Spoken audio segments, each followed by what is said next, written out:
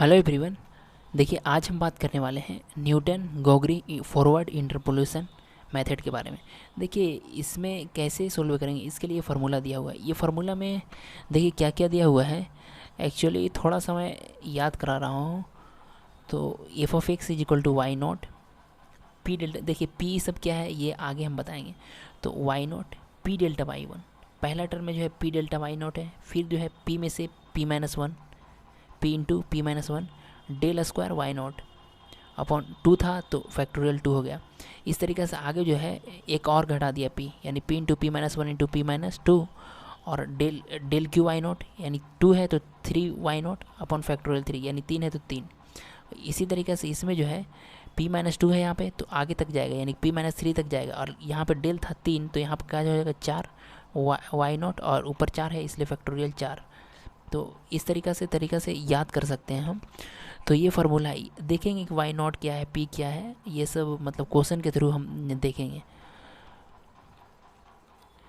देखिए जैसे कि ये क्वेश्चन में गिवन है कि एक्स का डिफरेंट वैल्यू दिया हो 30 डिग्री, 35 डिग्री, 40 डिग्री, 45 डिग्री, यानी कि 5 का डिफरेंस है, यानी सब इक्वल है। तो सब इक्वल रहे ना तो एच वही होता है एच, यानी कि 35 में से 30 जाए, 30 घटाएंगे तो कितना होगा 5, तो इक्वल है, तो यही एच का वैल्यू होता है। अब देखिए जो साइन इसमें एक्स का वैल्यू, और जैसे एक्स का 30 डिग्री वैल्यू इतना दिया हुआ 0.500, और 35 डिग्री पे मतलब साइन 35 डिग्री का मान इतना दिया हुआ है, साइन 40 डिग्री का मान इतना दिया हुआ है। तो ऊपर में जो वैल्यू है ना 30, 35, 40, ये हमेशा सेम रहेगा। अब देखिए साइन 32 डिग्री का मान निकालना है, तो ये जो है 30 और 35 के बीच आएगा 32। तो यही जो वैल्यू है साइन, ये एक्स का वैल्यू है, यानी कि एक्स का वैल्यू जो है 32 है। इसी पे तो वैल्यू हमको फाइंड आउट करना है। तो देखिए, तो ये जो 32 डिग्री है ये एक्स का वैल्यू, और ये जो 30 डिग्री दिया हुआ है ना ये एक्स नॉट है, और ये x1 x2 x3 इस तरीक़ा से, लेकिन इसका कोई यूज़ नहीं है, हम सिर्फ 30 डिग्री का यूज़ करेंगे। और ये 0.50 ये वाई नॉट है, ये याद रखिएगा, क्योंकि वाई नॉट को जो है हमेशा ये फार्मूला में हम यूज करेंगे।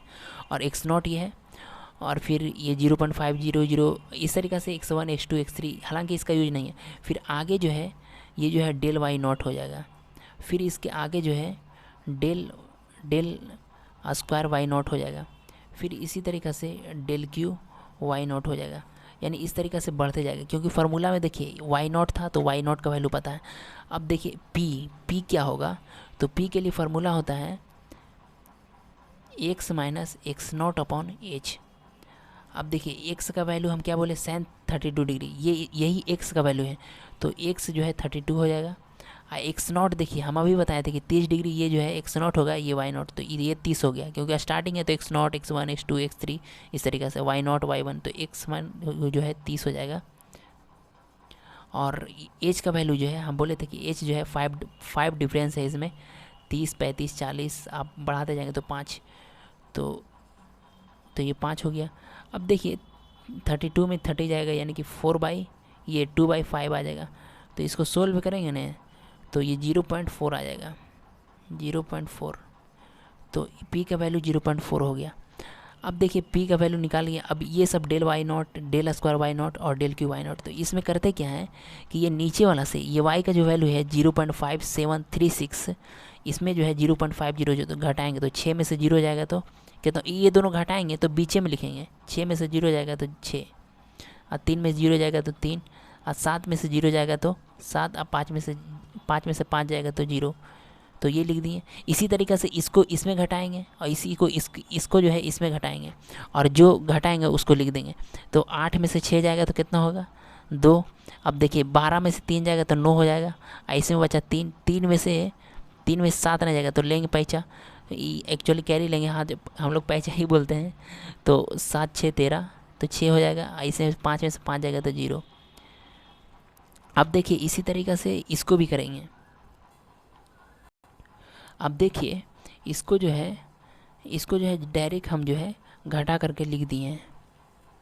देखिए इसको जो है डायरेक्ट हम घटा करके लिख दिए हैं, तो इतना आएगा 0.00643। अब देखिए इसको जो है इसको जो है अब ये वाला जो डेल्टा वाई नॉट आया तो इसको इसमें घटाएंगे, फिर इसको घटा के लिखेंगे। तो इसी तरीक़ा से जो है हम डायरेक्ट घटा करके लिख देते हैं, ये ताकि वीडियो लंबा नहीं हो जाए घटाने में, तो इसीलिए हम डायरेक्ट लिख देंगे।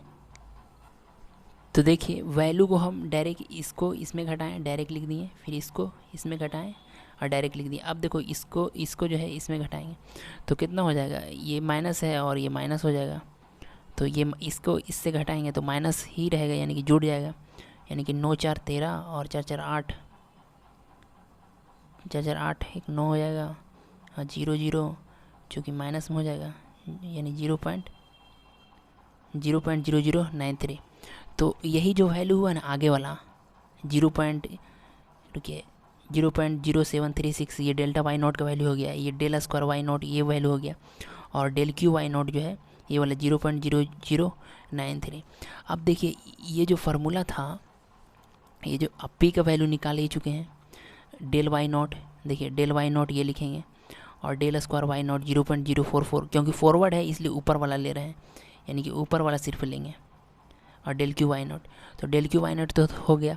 अब देखिए पी का वैल्यू के लिए हम ऑलरेडी निकाल चुके हैं x minus x not upon H, तो ये जो है वैल्यू आया था 0.4। अब 0.4 जो वैल्यू आया था इसको रख देंगे ये फार्मूला में, तो और ये वाई नॉट का वैल्यू 0.0500 ये रख देंगे, और रख करके डायरेक्ट वैल्यू जो है हम निकालेंगे। हाँ तो देखिए इसमें जो है पहले जो है ये वाई नॉट दिया हुआ है, तो वाई नॉट का वैल्यू कितना है 0.500, तो लिख दिए 0.5000। अब देखिए प्लस है, अब p delta y naught, p का वैल्यू अभी नहीं निकाले थे, पी का वैल्यू 0.4 था, तो इसमें जो है 0.4 लिख दिए, और गुने डेल्टा वाई नॉट, हम बोले थे ऊपर वाला जो वैल्यू होता है डेल्टा, ये जो है डेल्टा वाई नॉट होगा, यानी 0.0736, तो इसको जो है लिख देते हैं 0.0736, तो ये लिखा गया।